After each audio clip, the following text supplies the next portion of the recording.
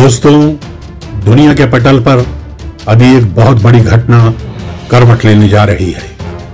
अफगानिस्तान की राजधानी काबुल में तालिबानी दस्तक देने ही वाले हैं। वो उससे कुछ ही किलोमीटर की दूरी पर हैं। लेकिन बात यहां ये सोचनी होगी कि क्या तालिबानी काबुल में एंट्री करेंगे, वहां कब्जा करेंगे, वहां गोली चलाएंगे, वहां खून खराबा करेंगे। तालिबानियों ने पिछली बार वहां के राष्ट्रपति नजीबुल्लाह के साथ जो किया था, क्या ऐसा ही कुछ अब्दुल गनी के साथ भी हो सकता है? नजीबुल्लाह को उन्होंने बेदर्दी से, बेरहमी से मारकर एक खंबे से लटका दिया था। उनकी लाश 2 दिन तक वहां ऐसे ही झूलती रही थी। वैसे अभी अफगानिस्तान के राष्ट्रपति उन्होंने कहा है कि अपनी जनता को कहा है कि किसी तरह से घबराने की जरूरत नहीं है, क्योंकि हम आपको पूरी तरह से सुरक्षित रखेंगे और काबुल को सुरक्षित रखेंगे। इसके पीछे की वजह क्या है? इसके पीछे की वजह है अभी अमेरिका के 3000 स्पेशल फोर्सेस के जवान काबुल में एंटर हुए हैं। वो वहां पर अपने 1500 और सैनिकों को वापस ले जाने के लिए आए हैं। तुर्की के भी करीबन 1000 सैनिक वहां पर हैं। 500 सैनिक ब्रिटेन के हैं। तो ऐसे स्पेशल कमांडोज के रहते हुए क्या अमेरिका, ब्रिटेन या तुर्की पर तालिबान हमला करेगा? यह बहुत मुश्किल लगता है।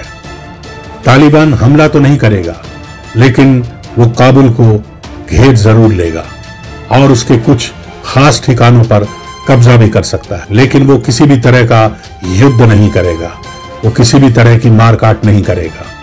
ये गनी भी जानते हैं, तालिबानी भी जानते हैं, अमेरिकन्स भी जानते हैं।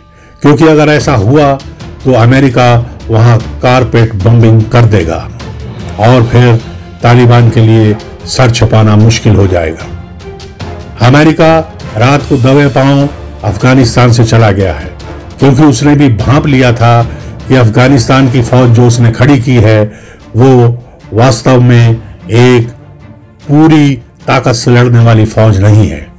ये इस तरह की फौज है जो वीडियो गेम्स पर युद्ध, वॉर और लड़ाई के दृश्य खेल खेल कर अपने आप को फौजी ड्रेस में ताकतवर फौजी मानती रही है। इधर चाइना भी बहुत खुश है कि तालिबान बिल्कुल काबुल के नजदीक पहुंच गया है, यानी अफगानिस्तान गिरने वाला है, काबुल गिरने वाला है।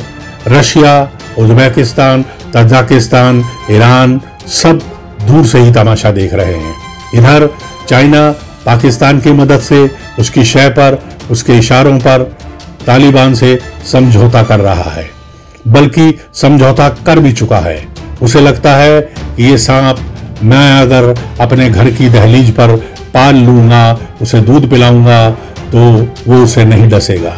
ये वो बहुत बड़ी भूल कर रहा है। चाइना आने वाले वक्त में इस बात के लिए पछताएगा।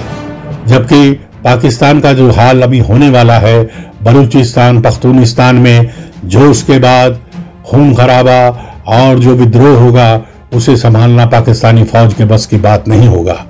क्योंकि तालिबानियों के अधिकतर रिश्तेदार बलूचिस्तान, पख्तूनिस्तान में रहते हैं। उनके जाने को पाकिस्तान रोक नहीं सकता।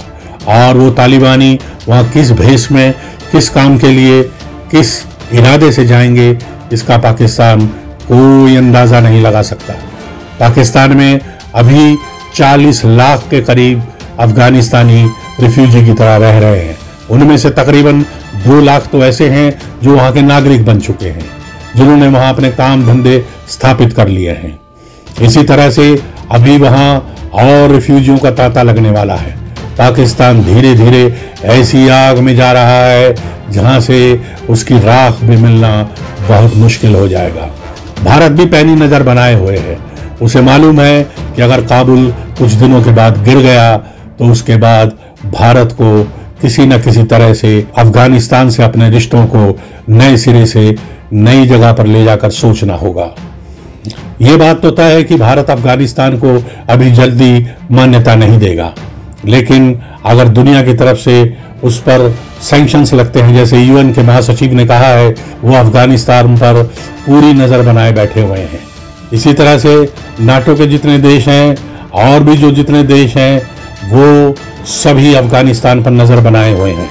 अफगानिस्तान में इस बार तालिबानियों को अपना पुराना रूप दिखाकर राज करना बहुत भारी पड़ेगा, इसलिए वो इस बार अपने आप को मॉडरेट तालिबानी कह रहे हैं। अब ये मॉडरेट तालिबानी क्या होता है, इसे समझने में दुनिया को बहुत टाइम लगेगा, क्योंकि कहते हैं बिच्छू किसी भी स्थिति में कहीं पे भी पल रहा हो, वो अपनी डंक मारने की आदत से बाज नहीं आता।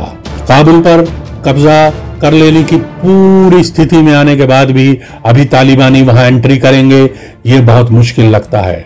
लेकिन ये बात तय है कि अमेरिका के फौजियों के वहां से चले जाने के बाद, तुर्की ब्रिटेन के फौजियों के वहां से चले जाने के बाद तालिबानी निश्चित रूप से काबुल में अपना धमाका, अपनी धमाल शुरू करेंगे।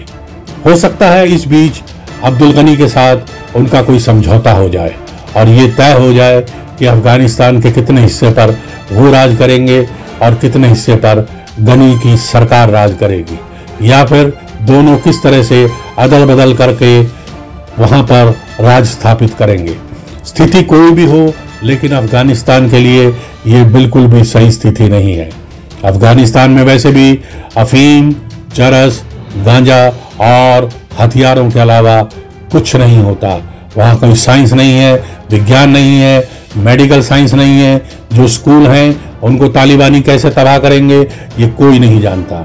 इस समय काबुल बिल्कुल आग के गोले के ऊपर बैठा हुआ है। एक ऐसा बारूद का एक ढेर है जिस पे इस समय काबुल खड़ा है, जो किसी भी समय फट सकता है। तालिबान अब कौन सा कदम उठाएगा ये देखना होगा। क्या वो अमेरिका को, अब्दुल गनी को, अफगानिस्तान के काबुल को, उनकी सत्ता को कुछ वक्त देगा या उस पर काबिज हो जाएगा। तो दोस्तों, आप भी नजर बनाए रखिए, हम भी नजर बनाए रखेंगे और देखेंगे अफगानिस्तान की पल पल बदलती हुई स्थिति।